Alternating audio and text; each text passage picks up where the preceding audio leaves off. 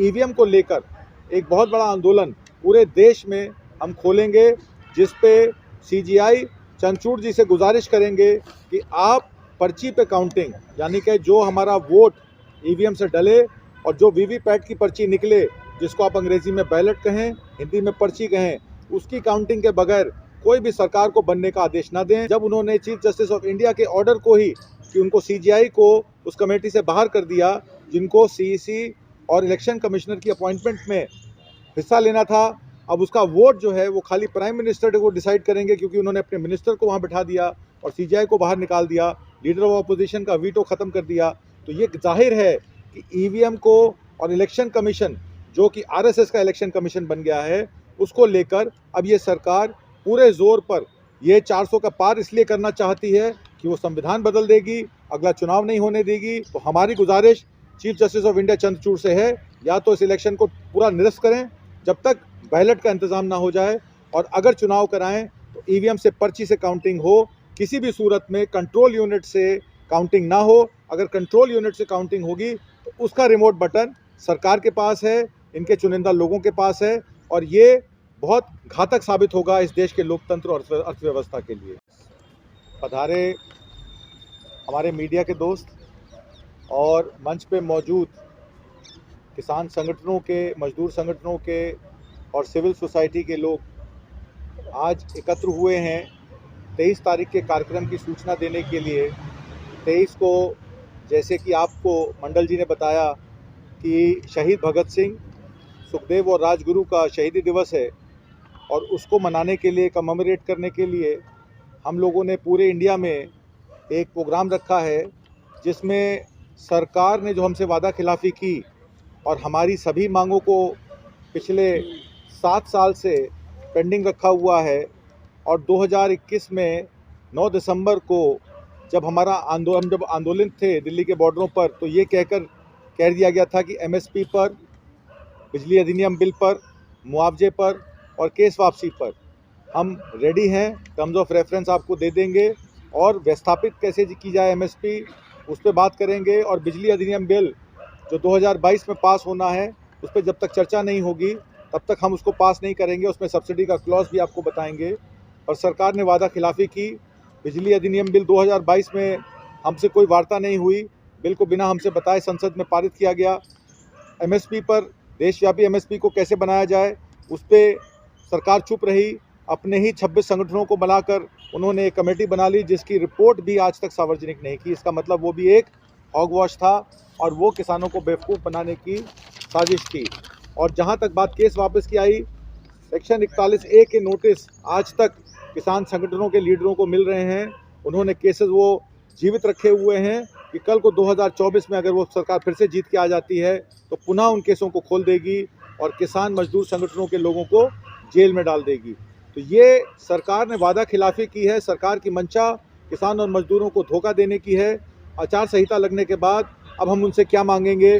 तो हमने ये फैसला किया है कि ईवीएम को लेकर एक बहुत बड़ा आंदोलन पूरे देश में हम खोलेंगे, जिस पे सीजीआई चंद्रचूड़ जी से गुजारिश करेंगे कि आप पर्ची पे काउंटिंग, यानी कि जो हमारा वोट ईवीएम से डले और जो वीवीपैट की पर्ची निकले, जिसको आप अंग्रेजी में बैलेट कहें, हिंदी में पर्ची कहें, उसकी काउंटिंग के बगैर कोई भी सरकार को बनने का आदेश ना दें। क्योंकि 2019 में पुलवामा की तर्ज पर ये सरकार वापस आई थी।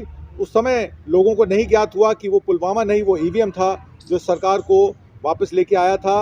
अब 2024 में ये बात खुल गई है कि सिर्फ ईवीएम के माध्यम से, क्योंकि जब उन्होंने चीफ जस्टिस ऑफ इंडिया के ऑर्डर को ही कि उनको सीजीआई को उस कमेटी से बाहर कर दिया जिनको सीईसी और इलेक्शन कमिश्नर की अपॉइंटमेंट में हिस्सा लेना था, अब उसका वोट जो है वो खाली प्राइम मिनिस्टर को डिसाइड करेंगे, क्योंकि उन्होंने अपने मिनिस्टर को वहाँ बिठा दिया और सीजीआई को बाहर निकाल दिया, लीडर ऑफ अपोजिशन का वीटो खत्म कर दिया।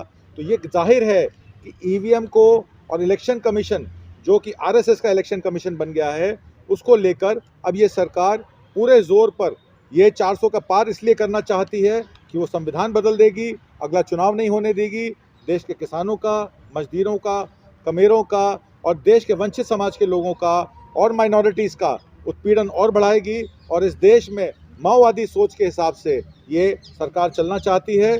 तो हमारी गुजारिश chief justice of India Chandrachud से है, या तो इस इलेक्शन को पूरा निरस्त करें जब तक बैलेट का इंतजाम ना हो जाए, और अगर चुनाव कराएं तो ईवीएम से पर्ची से काउंटिंग हो, किसी भी सूरत में कंट्रोल यूनिट से काउंटिंग ना हो। अगर कंट्रोल यूनिट से काउंटिंग होगी तो उसका रिमोट बटन सरकार के पास है, इनके चुनिंदा लोगों के पास है, और ये बहुत घातक साबित होगा इस देश के लोकतंत्र और अर्थव्यवस्था के लिए।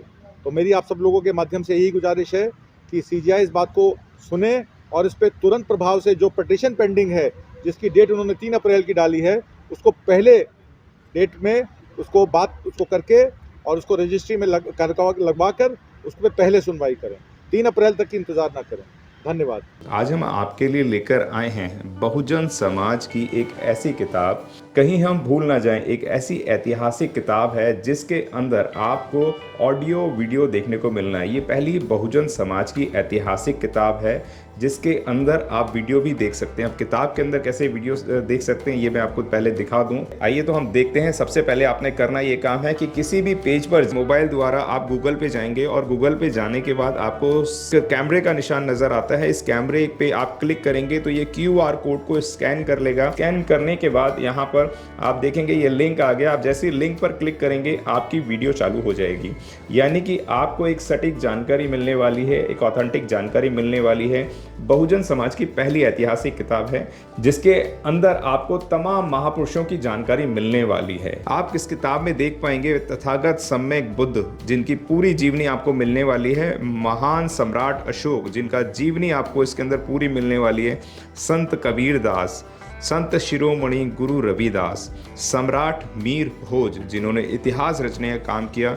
गुरु घासीदास बाबा, वीरांगना झलकारी बाई, वीरांगना उदा देवी पासी, नागेली वीरांगना की कहानी, एकलव्य जिसका अंगूठा काट लिया था धोखे से, चोखा मेला हरिचंद ठाकुर, ज्ञानदीप छत्रपति शाहूजी महाराज, बिरसा मुंडा, ज्योतिबा फूले, माता सावित्रीबाई फूले, फातिमा शेख, EV रामास्वामी, स्वामी अच्युतानंद, बाबा साहब डॉक्टर BR अम्बेडकर, जिनका मूल ग्रंथ आपको इसमें छोटी सी किताब में मिलने वाला है। आप ऑडियो भी देख सकते हैं, वीडियो भी देख सकते हैं।